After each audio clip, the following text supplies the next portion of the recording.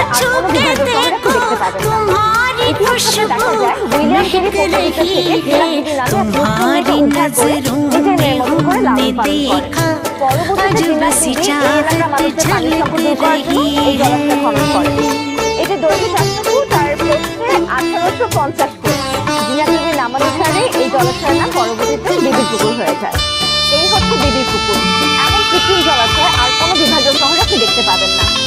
ইতিহাস ঘাটে দেখা যায় উইলিয়াম কেরি পর্তুগিজের থেকে জিনাত বিবি নামে এক মুসলিম মেয়েকে উদ্ধার করে নিজের মেয়ের মতো করে লালন পালন করে। পরবর্তীতে জিনাত বিবি এই এলাকার মানুষদের পানির সংকট দূর করার জন্য এই জলাশয় খনন করে। এটি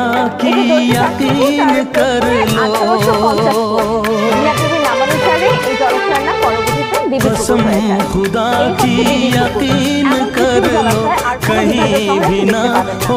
হয়ে যায়।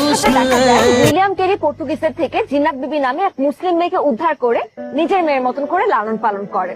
পরবর্তীতে জিনাত বিবি এই এলাকার মানুষদের পানির সংকট দূর করার জন্য এই জলাশয় খনন করেন। এটি দৈর্ঘ্যে 400 ফুট আর প্রস্থে 1850 ফুট। জিনাত বিবির নামানুসারে এই জলাশয়ের নাম পরবর্তীতে বিবির পুকুর হয়ে যায়।